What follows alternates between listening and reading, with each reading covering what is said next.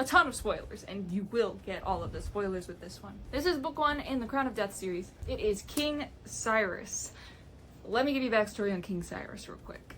He is the vampire king. He is over all of the born vampires. He is the first vampire. He is Dracula of this world. So, well, not necessarily Dracula, but you know what I mean. He's like Dracula, equivalent to Dracula. So basically what happened is he became a vampire. He forcibly turned his wife into a vampire. She forgave him, whatever. They had a son. That son died prematurely. That being said, these two have become vampires. They are the first vampires ever. They drink blood, you know, whatever. The son was born human. He ended up dying at around 18.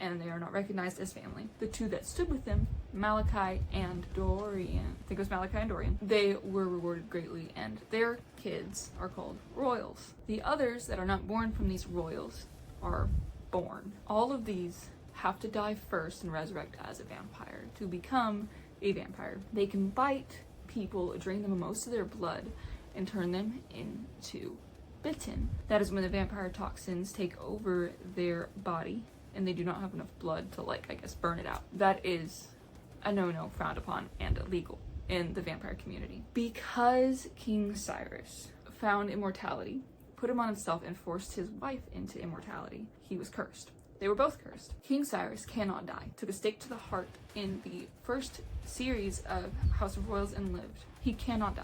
Whereas his wife, Seven, I think I'm saying that right, always dies. She always gets sick and dies. I say always because she gets reincarnated every so often, every few decades, and resurrects as someone else. At this point, this is number 8, if I remember correctly, and this is Logan. There's a vampire attack in the beginning. She witnesses it. Her friend is there with her. He is actually Wrath from the first original series in the Conrath estate. Oh, I need to break down the houses. So Malachi, Dorian, their kids are royals. They are over these houses across the world. I was gonna say universe, across the world. There are 3 in the United States and there are others elsewhere. I don't care about them because these are the ones that matter because we're in the US. There's one up in the north region. I don't know if it's New York, I can't remember, Pennsylvania or something, but it's around there. That's where the Garden of Thorns pretty much takes place. This is the House of Alloway with Charles. Charles is gone now, replaced by a whole system that they put in with Garden of Thorns. They are waiting for Elle's royal daughter to take that place whenever she's old enough. There is one in Las Vegas. That one is Valdez, the House of Valdez, if I remember correctly. It's in Las Vegas. And they're over that area, and there's another one in, I think it's Louisiana. That is Mississippi, I can't remember. It's in the south. It's down in my neck of the woods. Alright, so moving on. Logan is born around the House of Valdez. The House of Valdez actually finds her, and they're like, you look a lot like Olivia Conrath, who is the main character of the original series. She had a kid with a random guy and gave her up for adoption. Logan has not had an easy life and whatever, and there was an illusion in the first book series, The House of Royals, that we might get a series for the daughter because Cyrus is looking at all the royal-born daughters to see if it is Seven, his wife. Logan ends up being his wife, or at least it seems like it. It's alluded to it through the whole thing. Whatever. Am I giving away too many spoilers? I don't know.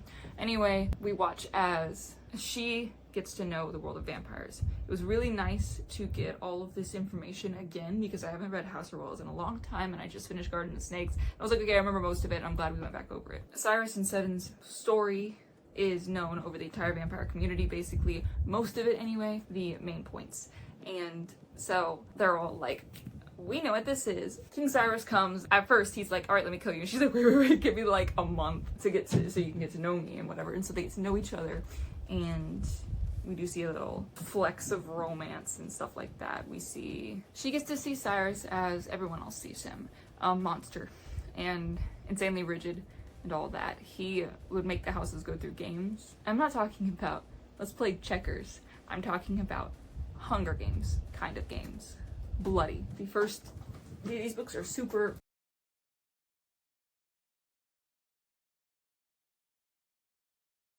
bloody, which I don't mind at all. Doesn't scare me. She ends up falling for him, and more things happen. I can't really give a lot away, but anyway, Cyrus is out of the castle, and therefore attempts will be made on his life to try and kill him, but he cannot be killed. That's his curse anyway, but, you know, they're still gonna try to kill him. Anyway, this book had me totally enraptured. I do believe that this will be my favorite series of Keary Taylor, taking over Branded's spot, which is insane because Branded is the first one I read, and it's the first one that led me to all of these books. I love Logan. I love her attitude. I love her backstory. It feels so real. It doesn't feel forced. The romance and falling in love and all of that, it doesn't. So, Logan died. She is 7. She is a reincarnation of 7, and I enjoyed watching all of the flashbacks. I loved seeing the bits and pieces of lore. I loved watching her come to terms with who Cyrus is to her as 7 and Logan. Logan loves him. 7 loves him. But what he did to 7 all those years ago when they first became vampires, it's tough. I completely get it. I completely get it. With their history and all that, oh my gosh.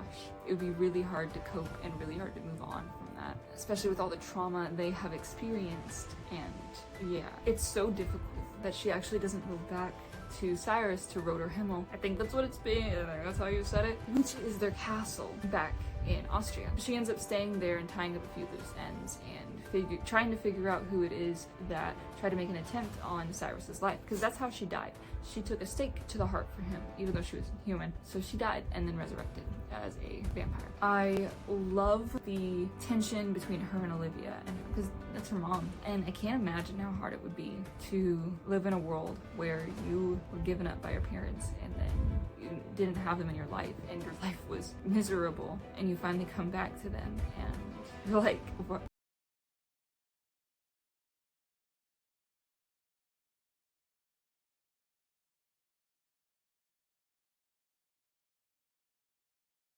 You know, I can't imagine that. And the arguments or even conversations that she and Olivia have had, it's real and understandable. I love hearing the comparisons that she has with her and her mom, like their tempers or the way they even look, like how Olivia's slighter frame and all that. It's really cool to see. I loved the backtracking. I say backtracking, but I meant like reminder of what happened in House of Royals and the reminder of what happened in Garden of Thorns. I like how she took a liking to Elle and that we got to be reintroduced to her little girl and all that, and we got to hear about Lexington. I loved seeing these characters again. I love this world. I love the vampires. I love all of it. The flashbacks were done really well. It's like in a movie where there's flashbacks and it just switches without you thinking about it. That's what you're seeing. I don't know how she did that because I struggle with flashbacks in my own books, and I'm taking notes. I am taking notes. I have enjoyed this book thoroughly. The ending is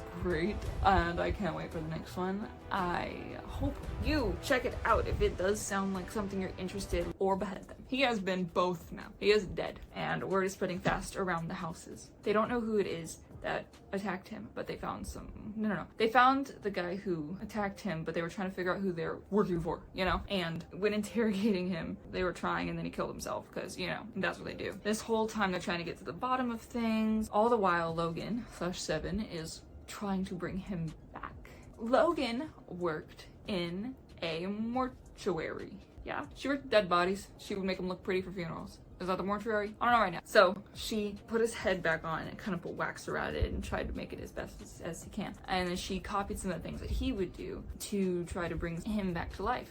And she watches as he slowly reforms and slowly getting better. And they're trying their best to keep it under wraps that the king is dead, because people are going to start coming all around the world to try and kill them. She ends up implementing a game of her own. And remember when I said about games, it's not let's play checkers. It's a game of death. She stages the Austrian government coming in and sweeping through and attacking them and interrogating them, which means dragging them out into the daylight, watching them scream and be like, why does it hurt? You know? And they weed out people who would have given up their secret that they're a vampire. They try their best to find people that would have gone against the crown, but no leads. And then they come across her dad.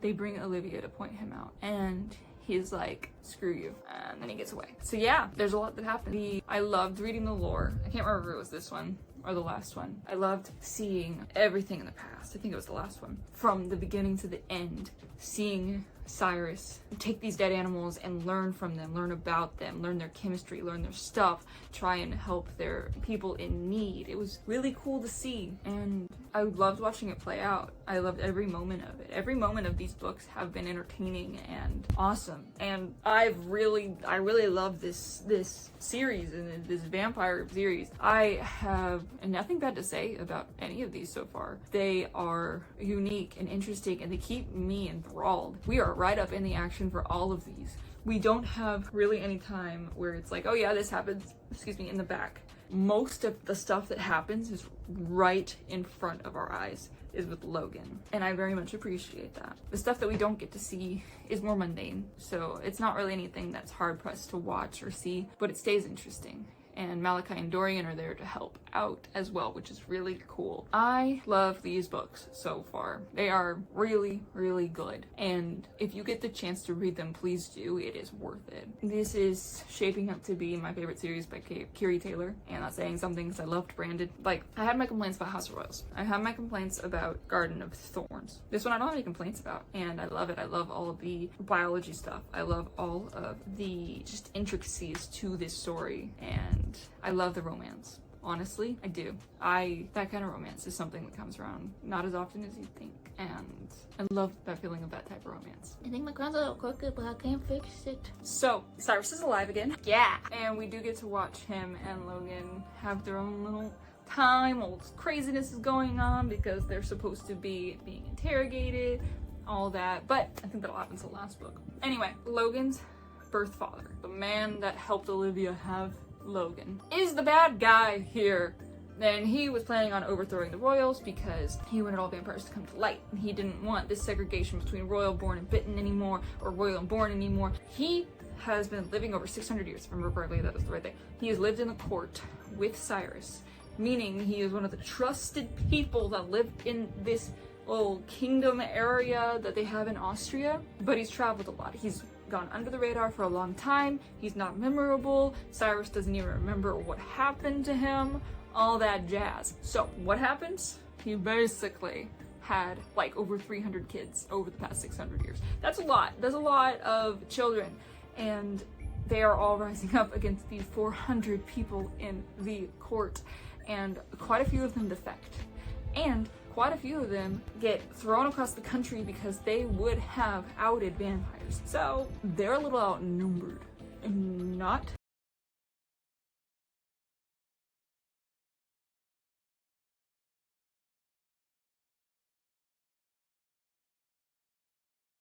thing as the father did, and so they were able to take him out, and then Logan's dad became a threat again. So there were like a lot of battles with that. We get to watch all that happen. We're right up in the drama and the stuff, and it's super interesting. I enjoyed every second of it.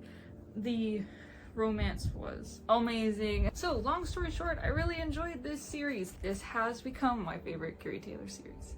It has finally reached that point. I enjoyed every moment of it. I enjoyed the characters. I enjoyed seeing old characters that I either forgot about or remembered. I loved seeing Cyrus get a happy ending, especially with all the tragedy surrounding him. And I just loved this series. It was so good. It's definitely worth the read. So if you get a chance to go check it out, do it. It gets you thinking about a lot of things. And the lore is amazing and well thought out. Everything is perfectly paced, and I don't know, I just really liked it. I don't know what else to say, but yeah, I hope you liked my tiara. I got it because I needed tiaras for Mikey and Zeke for my books because I wanted to do stuff with that, and I have yet to do it, so I get to finally use one of the tiaras. So again, thank you for watching. The link and the description are in the description. Go check them out. Keary Taylor's an awesome indie author. If you are into supporting indie authors, go check them out. I love this series, and I tend to love like all of her books. So thank you for watching, and I'll see you next time.